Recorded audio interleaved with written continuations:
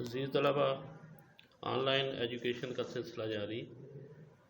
مطالعہ پاکستان کا پہلا چیپٹر اور پہلا لیکچر، پاکستان کی نظریاتی اساس، آئیڈیالوجیکل بیسز آف پاکستان۔ اس میں سب سے پہلا سوال ذہن میں آتا ہے کہ نظریہ کیا ہے؟ What is idea? سوچ، کسی بھی شخص کا سوچ، اس کا مقصد، خیال، تصور، یہ نظریہ کہلاتا ہے۔ کسی بھی مقصد کے حصول کے لیے بنایا گیا فطری خاکہ نظریہ کہلاتا ہے۔ کسی شے کو وجود میں لانے کے لیے ذہن میں جو سوچ، فکر اور نقشہ ابھرتا ہے وہ نظریہ کہلاتا ہے۔ یہ تھا نظریے کا انفرادی جائزہ، نظریے کی انفرادی تعریف۔ اجتماعی طور پہ نظریہ کیا ہے؟ کسی بھی قوم کا نسب العین، کسی بھی قوم کا اجتماعی طور پہ کوئی ایسا ضابطہ یا پروگرام جس کی بنیاد فلسفہ اور تفکر پر رکھی گئی ہو اور انسانی زندگی کے مختلف پہلوؤں مثلاً سیاسی، معاشرتی اور تہذیبی مسائل کے حل کے لیے کوئی لائحہ عمل بنایا گیا، نظریہ کہلاتا ہے۔ پھر آتا ہے نظریہ کے ماخذ، سورسز آف آئیڈیالوجی۔ تو نظریہ کے ماخذ میں آتے ہیں مشترکہ مذہب، مشترکہ تعلیمی مقاصد، مشترکہ معاشی مقاصد اور مشترکہ ثقافتی مقاصد۔ سب سے پہلے مشترکہ مذہب۔ عزیز طلبہ، مذہب محض عبادات کا مجموعہ نہیں ہوتا، بلکہ وہ کسی قوم کی پوری معاشرتی زندگی کو متاثر کرتا ہے۔ 19ویں صدی میں بر صغیر پاک و ہند میں کئی ہندو تحریکوں مثلاً آریہ سماج اور برہم سماج وغیرہ نے جنم لیا، جن کا مقصد ہندوازم کی اشاعت اور مسلمانوں کو نیچا دکھانا تھا۔ مشترکہ تعلیمی مقاصد۔ مشترکہ تعلیمی مقاصد بھی کسی قوم کے نظریہ کے ماخذ ہوتے ہیں۔ انگریزوں نے بر صغیر پر قبضے کے بعد ایسا نظام تعلیم متعارف کرایا جس میں انگریزی زبان کو مرکزی حیثیت حاصل تھی۔ مشترکہ معاشی مقاصد۔ مشترکہ معاشی مقاصد بھی کسی قوم کے نظریہ کے ماخذ ہوتے ہیں۔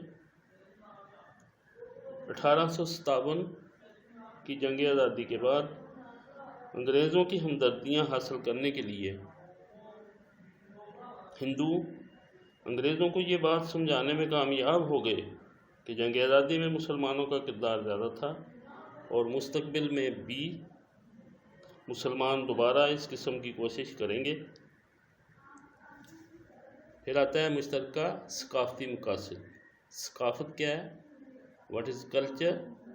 کسی بھی قوم کا رہن سہن، بول چال، رسم و رواج، اسے ثقافت کہتے ہیں۔ مشترکہ ثقافتی مقاصد بھی کسی قوم کا نظریہ جنم لیتا ہے۔ انگریزوں کے ہندوستان پر قبضے کے وقت اردو کو سرکاری زبان کی حیثیت حاصل تھی۔ برطانوی حکومت میں جب ہندوؤں کا حکومتی سطح پر عمل دخل بڑھا تو انہوں نے اردو کی جگہ ہندی کو سرکاری زبان کا درجہ دلوانے کی کوشش کی۔ اردو کیونکہ عربی رسم الخط میں لکھی جاتی تھی، لہذا اسے اسلام اور مسلمانوں کے زیادہ قریب تصور کیا جاتا تھا۔ پھر ہے نظریہ پاکستان کا مفہوم۔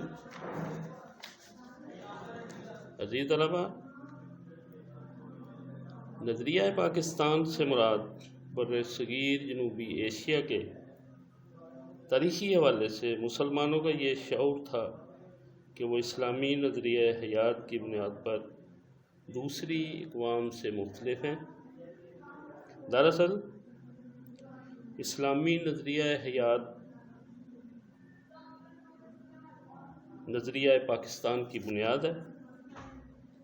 ایک موقع پر قائد اعظم محمد علی جناح نے فرمایا تھا کہ پاکستان تو اسی روز وجود میں آ گیا تھا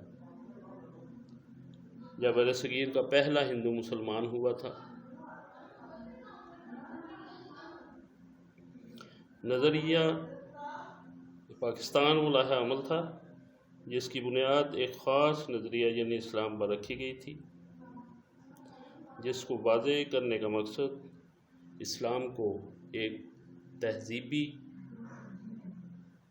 معاشرتی، ثقافتی، سیاسی اور معاشی نظام کے طور پر نافذ کرنا تھا۔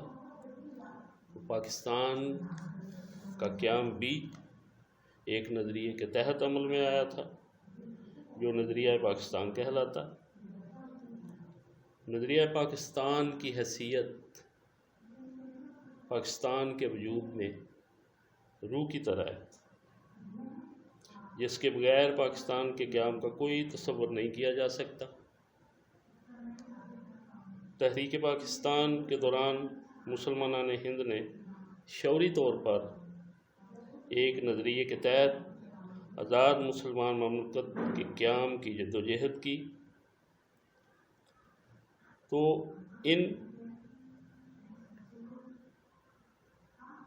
الفاظ، ان تفصیلات کی روشنی میں آپ کہہ سکتے ہیں کہ نظریہ پاکستان سے مراد ایک الگ خطہ زمین کا حصول ہے جس میں مسلمانان برصغیر قرآن و سنت کی روشنی میں اسلامی قدروں اور نظریات کو محفوظ کر سکیں اور اپنی زندگیاں اسلام کے روشن اصولوں کے تحت گزار سکیں۔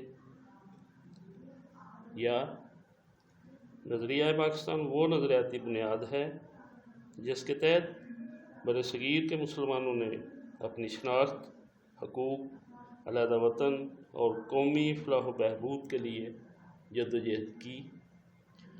عزیز طلباء، یہ تھا آج کا لیکچر۔ آج کے لیے اتنا ہی، آئندہ انشاءاللہ پھر اجازت دیجیے۔ اللہ نگہبان۔